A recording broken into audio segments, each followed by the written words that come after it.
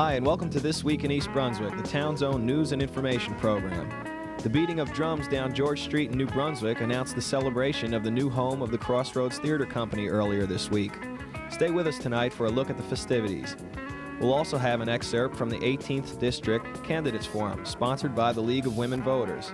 Also tonight, Pegi Ballister-Howells shows the last of the season's Marigolds.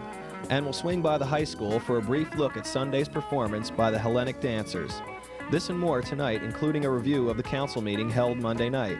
But first, here are some highlights from next week's programming on Channel 8. Start the week off with Lenore Kulick for an abdominal workout and aerobics. That's on Look Great, Feel Great, Monday morning at 10. At 10:30, Carol Phillips presents Stories from the Library for preschoolers. Tuesday evening at 7 o'clock, the League of Women Voters presents a forum from Middlesex County College for candidates from the 18th District. The forum will be shown in its entirety and will be rerun on Saturday, November 2nd at 10 a.m. and the night before the election, Monday, November 4th at 7 p.m. Wednesday night's lineup includes Spotlight on Education at 7:30 and 18 Growing Up in East Brunswick at 8 o'clock. On Thursday night, it's a new edition of This Week in East Brunswick at 7 and 8 o'clock. And at 7:30, it's Let's Talk Health with Steve Sackman. Check the community bulletin board for programming updates and local nonprofit events. After 14 years in this old building off Route 18, the Crossroads Theater Company marched its way up George Street through the city of New Brunswick to their new home in the Cultural Center at 7 Livingston Avenue, across from Monument Square. A huge lunchtime crowd filled the street to watch the parade, led by Ricardo Kahn, the company's founder, and to welcome Crossroads to the neighborhood.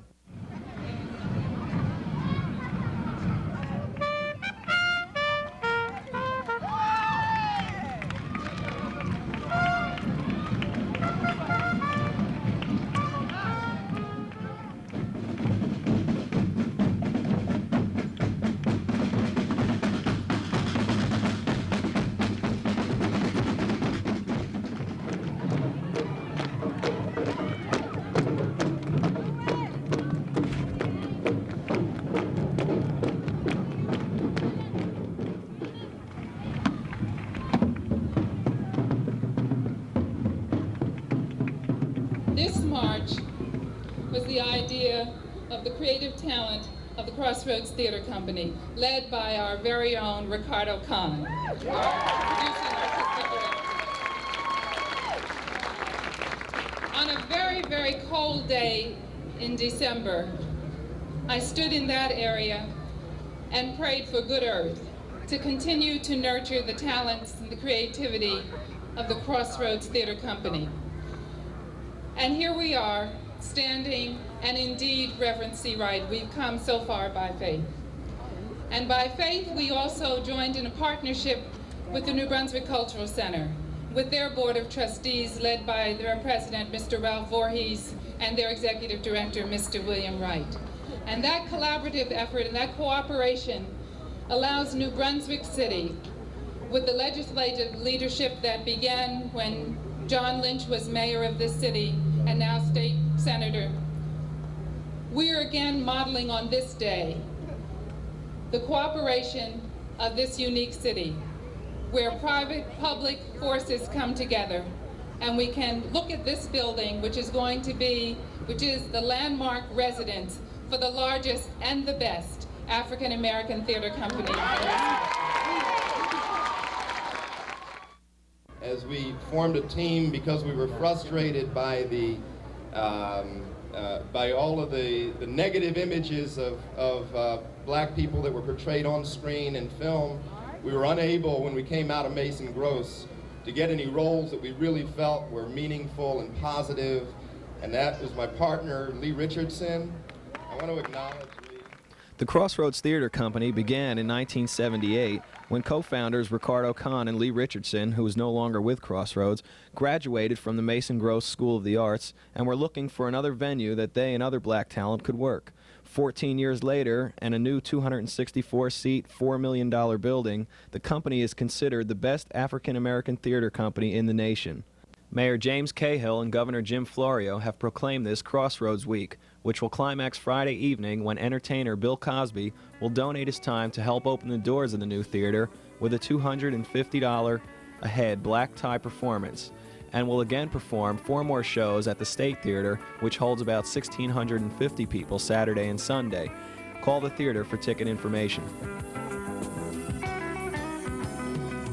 The League of Women Voters sponsored a forum on October 17th for the State Senate and General Assembly candidates from the 18th District.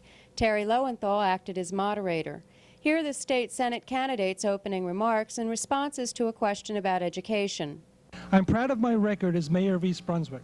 I'm proud that in these difficult times, we have been able to maintain the level of municipal services my residents are accustomed to, with no increase in the tax rate for the last 3 years.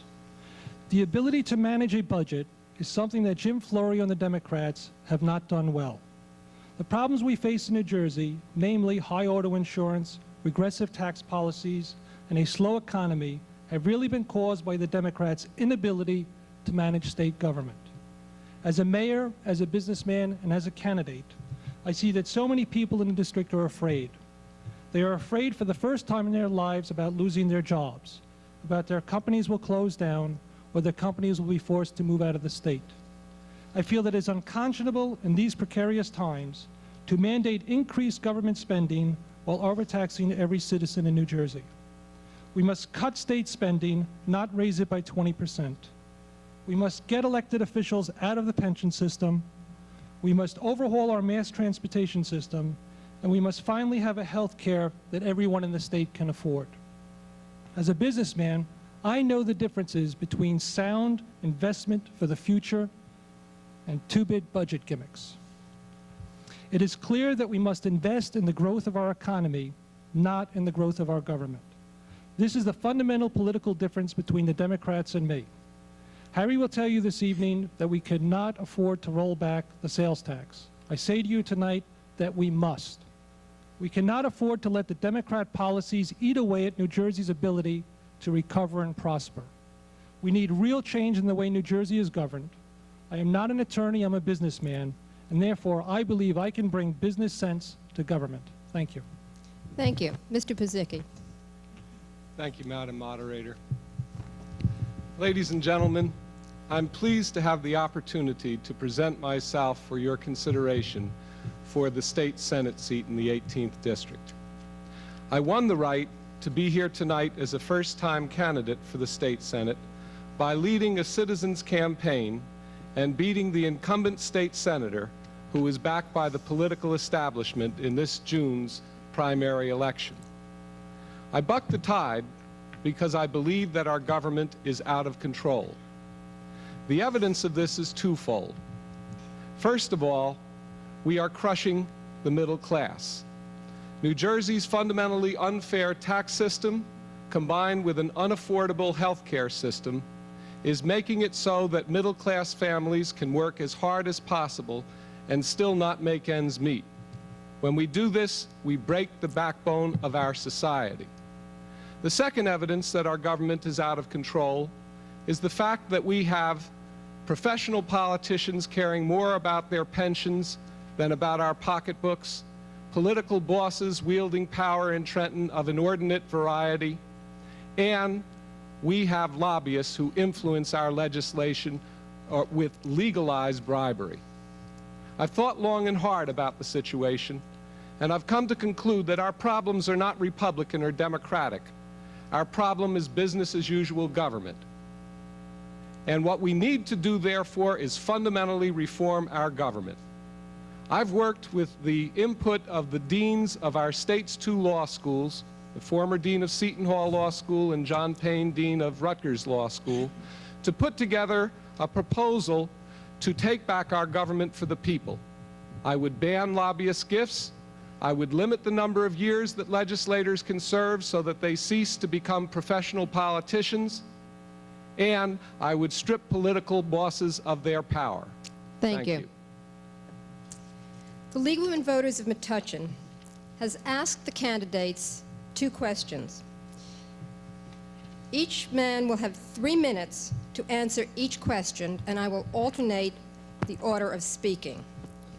The first question: Great disparities in educational programs and opportunity led the New Jersey Supreme Court to mandate parity in educational expenditures between poorer urban districts and wealthier suburban districts. How should the state fund public schools in order to achieve spending parity and reduce program disparities? And we are going to begin with Mr. Sinagra. Thank you. The Quality Education Act was the Democrats' answer to the problem of addressing the educational problems of the 30 districts indicated by the Supreme Court Abbott versus Burke decision. However, this act did not really address the quality of a student's education, only the funding mechanism. Higher per student spending does not guarantee a quality education. And I can say this quite comfortably because I have personal experience as mayor of East Brunswick. East Brunswick, which is regarded to have one of the best educational systems within the state and certainly in Middlesex County. When it comes to student spending, we rank 12th of 22 communities in Middlesex County, and in our socioeconomic class, as the state dictates, we rank 109th out of 158th. I think this is a perfect example of why money doesn't necessarily bring good education. East Brunswick has an excellent education system. We must spend our money wisely, excellence of the faculty, and the last part is the dedication of the parents is why East Brunswick is a success. I think we must realize not only do we need Head Start in these urban districts and early intervention, but we must as a society, we must as a legislature prop up the family unit. Because I believe that's really the difference that makes better school systems and worse. It's the parent involvement. It's the involvement with their children, it's involvement with their school system, it's the involvement with the faculty, and just money alone will not answer the problem. So I definitely think that we should do something on a social level also within these 30 districts to prop up education. Thank you. Thank you. Mr. Pezicki. I believe that the Quality Education Act and the $1.4 billion of taxes driven by the Quality Education Act is a nightmare of educational nothingness. You can solve almost any problem with enough dollars. If you had enough money, you could buy education, you could buy health care coverage for every citizen in the state. If you had enough money, you could clean up every single toxic site that we have in the state. But not education. For that, you need intelligent educational policy. I believe that anyone who would be a responsible legislator must face the fact that within the next 6 months, our Supreme Court is likely to mandate another $360 million of educational funding for urban areas. The reason for that is that we have not supplied an education policy to couple with funding for education areas. I recommend that in the short term, therefore, we employ a direction of our state funds to urban area early intervention. Get the children while they're young, before peer group pressure perverts them, and you will have better education in urban areas. Secondly, we need to cap administrative expenses in urban areas to prevent the use of state funds for patronage purposes. If we have controls against administrative waste and we have directed use of our funds for programs that have proven to work, we will have a short-term policy that the court will respect and therefore defer the demand of another $360 million. In the long term, we must address the fact that our state education policy is now run by a central Politburo type bureaucracy, a bureaucracy that drives up the cost of education and dampens local spirits in the pursuit of educational excellence. What we need to do is dismantle much of this cost-generating bureaucracy and turn to tough performance standards to guarantee quality education in all of our state schools. And last but not least, in our long-term policy, we must remove educational funding from the property tax. The property tax can no longer serve as the source of funding for education unless we want to continue to break the backs of our senior citizens on fixed incomes and our single-parent families. Short-term, we need an urban education policy. Long-term, we need to dismantle the bureaucracy and get on with the pursuit of excellence. Thank you. Be an informed voter. Watch the forum in its entirety on Saturday morning, November 2nd at 10, or on Monday night, November 4th at 7.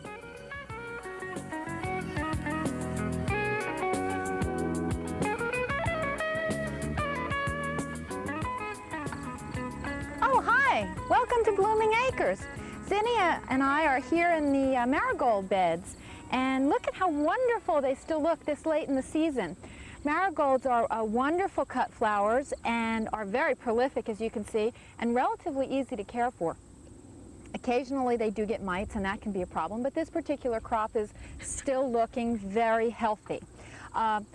One of the advantages of marigolds, of course, sometimes people plant them to keep bugs away from other things. I'm not so sure that that's real effective, but if it works for you, that's fine.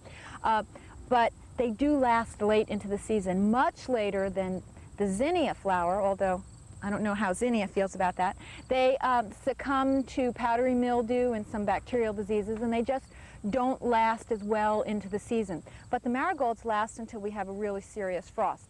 Now, it's a good idea to take off the ones that are deteriorating, and that makes the rest of the flowers last that much longer. But it's also nice to cut some for cut flowers. They really last a nice long time. You should strip off some of the lower leaves, and when you cut flowers, you should make sure you have a bucket of water handy right nearby. The orange ones are very pretty as well. These are the Inca varieties, and they do hold up for a long time. One of the nice things about having marigolds in the garden this late in the season is that when you pull out the zinnias, it blends better with your chrysanthemums. Now, zinnias, the colors are very intense, and while they work very well as a blend with the marigolds during the summer, as the chrysanthemums begin to bloom, there are no true reds in the chrysanthemums, and if they're next to a true red zinnia, the colors look more muted and not as pretty. But the oranges and yellows of chrysanthemums look wonderful next to the oranges and yellows of marigolds, so it makes an excellent transition into fall. Some people don't like the way they smell. In small doses they smell nice, and can be used very successfully in bouquets and arrangements. And the reason that I have so many here this year is that I used them to decorate the tables at an 80th birthday party this year, and they were very pretty. So enjoy your marigolds. Make sure you harvest them and cut off the dead ones, and you will be able to enjoy them well into fall. See you next time here at Blooming Acres. Choices! You gotta make choices.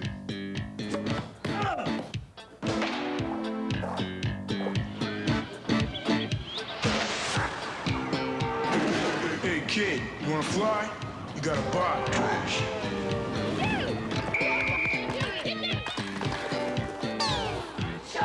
Come on kid, let me hook you up.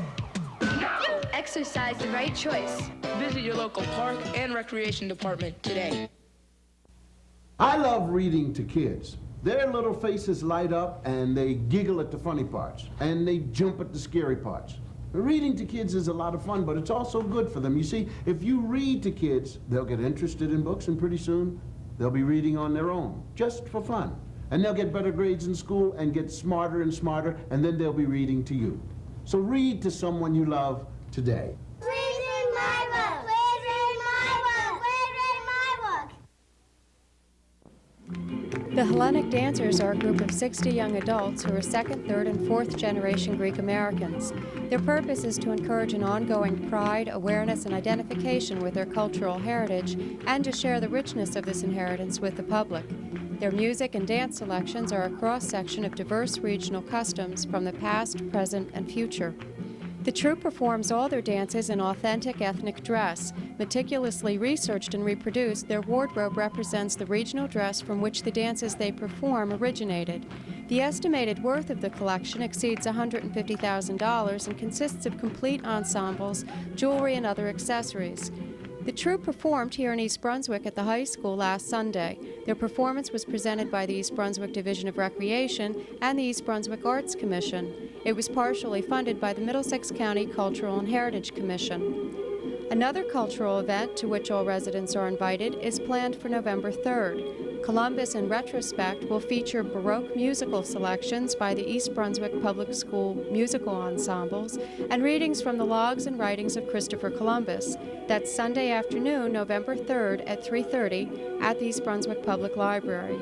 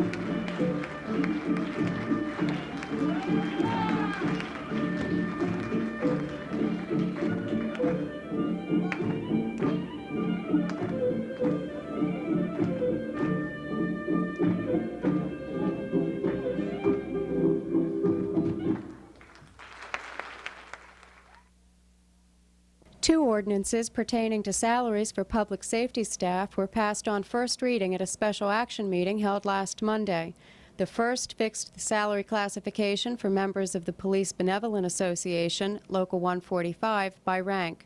The position of police officers divided into 5 steps, with a Step 1 officer receiving about $32,000 in 1992 and a Step 5 officer receiving about $47,600. The second ordinance deals with compensation for members of the Superior Officers Association of East Brunswick. According to the schedule, in 1992, a police sergeant will receive about $55,000 and a deputy chief about $72,000. The ordinances were published in Thursday's Home News and will be given a second reading at the Council's November 12th meeting. A public hearing concerning the ordinances will also be held at that time. We'll wrap the show up this week with a look at some of the winners of the Fire Prevention Committee's poster contest. The posters were done by East Brunswick school children in kindergarten through 8th grade. This year's theme is Fire Won't Wait, Plan Your Escape. Each of the 3 fire districts awarded prizes for posters within their region of the township, and these winners were then judged at the township level. They're on exhibit in the Youth Services Department of the library now. Thanks for watching.